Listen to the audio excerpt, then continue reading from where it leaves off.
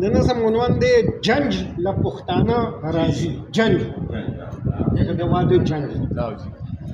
مخکې به جنجونه په اوښانو او ډولو راتلل. ډولۍ به په اوبو وې او په بانس به یې تړلې وې.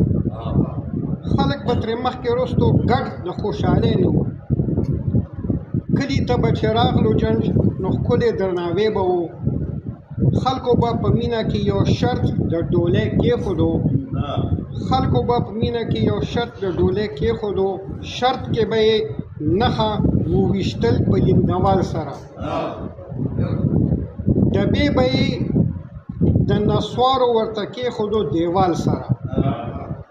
یا به یې تنه وه ښخه کړې د میدان په منځ. هلک به بیا پالنګ ته اوخت پس د دې شرطونو نه. ناسته به وناوې د ملګرو جینکو سره. تمبل به وښلو زنانو ښکلې سندرو کې. لاس به د نکریزو وو جامې به د ګلونو وې. لاړه زمانه بدله دور اوس د موټر راغلو. جنج له پښتانه راغله که جنگ له پښتانه راغله. تو عام نه چې روزګار شي نو ډولۍ له په توندۍ راشي. خپل دي که پردي وي که واړه دي او که لوی د دي. خپل امانت غواړي د جینۍ د کور شامت راشي. ګاډي وي بې شمېره پکې ډزې د مشین چاړي. کلاشینکوف زموږ مشین نر هغه په دې کې چې موټر یې پردی راوستو لکه ټیکسي. بعضو پکې ویستې سلنسر د موټر سایکل نه. هم د سړک یو طرف او هم په سړک بل طرف. سړک یې په بله واخیست زر په اوورټیکو کې. څوک خپل ګاډي تیز کی د بل ګاډي پسې زد کوي. یو د بل نه مخکې په ډبې د میټایې پسې. خاص د سړک منځ کې دی راجمع د ډولۍ نه شي. عام خلک تکلیف کې واچي لارې ټولې بندې شي. څوک په دې کې کوز شي په سړکونو بنګړه واچوي. لوی دي که واړه دي تماشې د مستۍ کوه. څوک وي ناست د چت د پاسه څوک وي د شیشو په ځای. ناوې یې غریبه کړه د یارې نه ستومانه دي.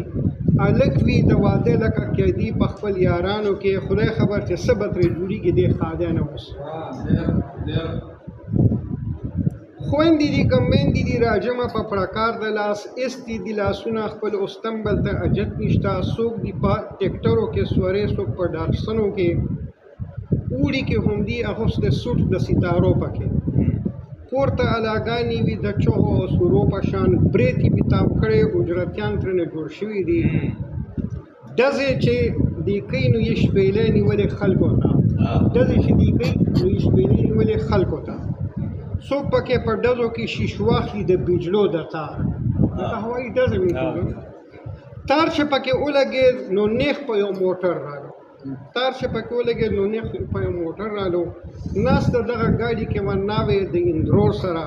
اوس وځېدو ګاډی په بجلۍ د دې تارونو کې. خلک شو راجمع د موټر د تماشې لره. اوې زنانو چې و دا ناوې یو سپېره جینۍ. چا هم په جنجانو کې وانغښتو عبرت د دې. کور شو د واده بدل په غم د اسویلو باندې.